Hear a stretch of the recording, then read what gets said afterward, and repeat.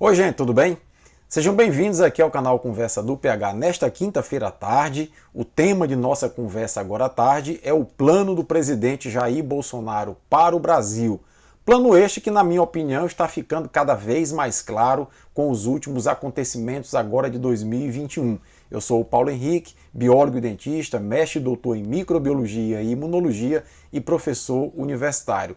Queria, antes de mais nada, agradecer muito aqui aos quase 9.000 inscritos no canal pelo apoio e pelas palavras de incentivo que vocês diariamente colocam aqui para nós do canal. E queria pedir a você que está passando pelo canal que se inscreva e nos ajude a compartilhar vídeos de base científica e análises políticas sóbrias. Pois bem, desde que o presidente da República, Jair Bolsonaro, assumiu a presidência, ele vem tentando sistematicamente fragilizar as instituições e, por consequência, fragilizar a nossa própria democracia.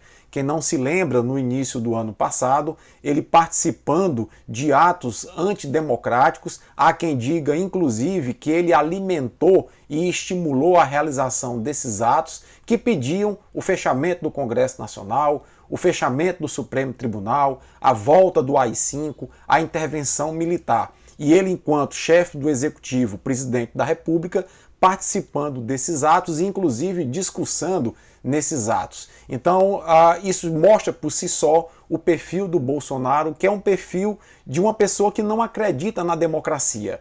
Ele acredita na democracia apenas para servir aos seus próprios interesses. Quando isso é de alguma forma afetado, ele parte com tudo e ele parte atacando sim as instituições democráticas e a própria democracia.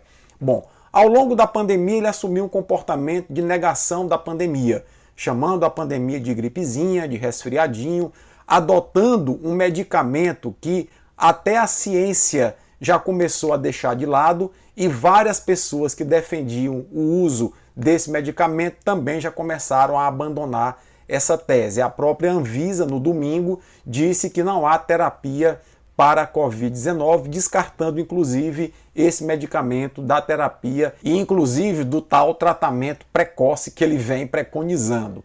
Bom, mas aí as coisas, as peças começam a se encaixar. Na medida em que ele começa a assumir esse comportamento de fragilizar as instituições e fragilizar a nossa própria democracia, começa a ficar cada vez mais claro que em momento algum da pandemia o Bolsonaro se interessou em enfrentar a pandemia de frente, enfrentar a pandemia preservando a vida dos brasileiros. Ele viu sim na pandemia uma oportunidade de criar o caos, porque é a partir do caos criado pela pandemia e pela omissão do próprio presidente da República que podem ser criadas as condições para que se implante no Brasil uma ditadura, que é o sonho maior, é o plano do Bolsonaro para o Brasil. O Bolsonaro não tem interesse em fortalecer a democracia brasileira. Ele tem interesse em fragilizar, minar a nossa democracia para justificar uma intervenção militar como seus seguidores vêm pedindo já de algum tempo. Então vamos entender uma coisa. Se o Bolsonaro adotasse uma postura de líder sóbrio, de líder equilibrado, que acreditasse na ciência e lá desde o início do ano passado tivesse articulado com as instituições, tivesse articulado com os governadores de estado, com os prefeitos para enfrentar a pandemia, o Brasil possivelmente estaria passando pela pandemia não como um dos países com a maior quantidade de mortes, não como um dos países com a maior quantidade de infectados, mas como um país que enfrentou bem a pandemia e nós estaríamos num clima de certa harmonia dentro do nosso país. Ao contrário, ele negou a importância de enfrentar a pandemia, negou a importância de se adquirir previamente vacinas para imunizar a população e agora veja só o drama. Foi criado no domingo uma grande expectativa na população brasileira. Que expectativa? A aprovação de 2 vacinas pela Anvisa e todo mundo no Brasil ficou mais aliviado, porque inclusive começaram a ser distribuídas algumas doses para as capitais de estado distribuírem para as cidades do interior. Acontece que essas doses são em quantidade muito pequena, Já já, no final dessa semana ou no início da próxima, essas doses vão começar a acabar. Por exemplo, aqui no estado do Piauí, teve uma cidade que fez carreata para receber 18 doses. Isso mesmo, 18 doses. O suficiente para vacinar 9 pessoas. Ou seja, em um dia, essas doses se acabam nessa cidade. E o restante da população de 4.000 habitantes da cidade? Vai ficar como? Pois bem, o problema agora criado é o seguinte: para que o Butantan e para que a Fiocruz produzam as vacinas, é necessário que eles recebam a matéria-prima vindo, no caso do Butantan, da China e no caso da Fiocruz, da Índia. Acontece que o Brasil está tendo dificuldade em trazer essa matéria-prima, por imbróglios criados no passado pelo próprio governo Bolsonaro com o governo indiano, que queria quebrar a patente das vacinas e o Brasil se posicionou contra para apoiar o Donald Trump, e com imbróglios criados com a China. O próprio presidente Bolsonaro andou jogando piada na China, na vacina da China, o filho dele, deputado Eduardo Bolsonaro, do mesmo jeito, o chanceler do Brasil, Ernesto Araújo, do mesmo jeito, ou seja, nós agora estamos precisando da China, estamos precisando da Índia, e no passado nossas relações diplomáticas com esses dois países asiáticos não foi boa e na atualidade não é boa também. Qual vai ser a consequência disso? É que nós deveremos ter aí um hiato, um interstício de mais ou menos um mês para que o Butantan e a Fiocruz, na melhor das hipóteses, reponham essas vacinas que já começaram o processo de imunização no Brasil. E na minha percepção, o que é que vai acontecer?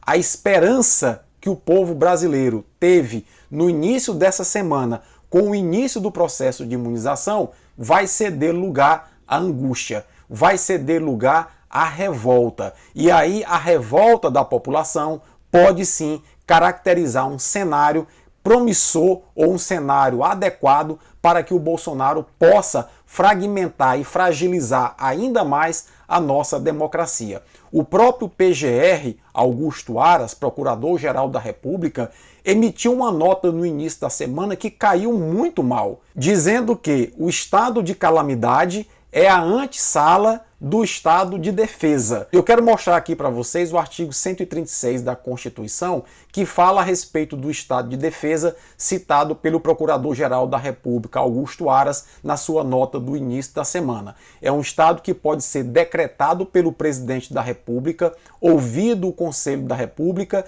e o Conselho de Defesa. E diz basicamente o seguinte: o artigo 136 da Constituição. Acompanhe aqui comigo. O presidente da República pode, ouvidos o Conselho da República e o Conselho de Defesa Nacional, decretar estado de defesa para preservar ou prontamente restabelecer em locais restritos e determinados a ordem pública ou a paz social ameaçadas por grave e iminente instabilidade institucional ou atingidas por calamidade de grandes proporções na natureza. Parágrafo 1º. O decreto que instituir o estado de defesa determinará o tempo da sua duração, especificará áreas a serem abrangidas e indicará nos termos e limites da lei as medidas coercitivas a vigorarem dentre as seguintes: restrição aos direitos de reunião, ainda que exercida no seio das associações, restrição a sigilo de correspondência e a sigilo de comunicação. Então veja que se o Brasil continuar na atual toada, é provável que a gente tenha assim, um estado de calamidade agravado em várias regiões do país, como por exemplo está acontecendo em Manaus, que isso gere revoltas populares, que isso gere insurreição do povo, e aí, motivado por isso, o presidente pode, alegando que há uma instabilidade nas instituições e uma instabilidade na democracia em função dessa calamidade e dessa revolta da população em função da pandemia, e ele pode propor por decreto a implantação de um estado de defesa, que é um estado de pré-ditadura, porque vários direitos fundamentais da população, do cidadão, serão cassados a partir desse decreto do estado de defesa. Então, nota que o Bolsonaro ele foi construindo uma situação a partir da sua omissão e que agora começa a ficar mais ou menos claro que foi uma construção proposital. Ele colocou vários generais no poder, vários generais exercendo função que não dizem respeito às suas verdadeiras atribuições e à sua formação. Ele andou dando declaração de que o povo viver numa democracia ou numa ditadura é uma decisão das Forças Armadas, ou seja, ele vem flertando com a ditadura há muito tempo. Ele vem flertando com a ditadura desde o impeachment da presidente Dilma, quando, na hora de proferir o seu voto, ele enalteceu a figura de um torturador do nosso regime militar. Então, quer dizer, o Bolsonaro, ele flerta, ele namora, ele quer casar com a ditadura e, para isso, ele tem que criar as condições, mesmo que para isso se mate milhares de brasileiros, para se justificar uma intervenção militar, que é o grande plano do Bolsonaro. É muito importante que as instituições atentem para esse plano genocida, esse plano criminoso do Bolsonaro. É muito importante que a população se una, porque cada dia que o Bolsonaro passa à frente da presidência da República é um dia a mais de omissão e é um dia a menos na consecução do seu plano final, que é estabelecer no Brasil um regime ditatorial com ele à frente desse regime. É por tudo isso que nós temos que nos unir, nós, povo, as instituições do Brasil que defendem a democracia, para nós tirarmos do poder o quanto antes Jair Messias Bolsonaro, porque esse homem no poder representa um enorme perigo à nossa democracia e um enorme perigo às nossas vidas. Se você gostou desse vídeo, dá uma curtida, deixa teu comentário, forte abraço e até a próxima.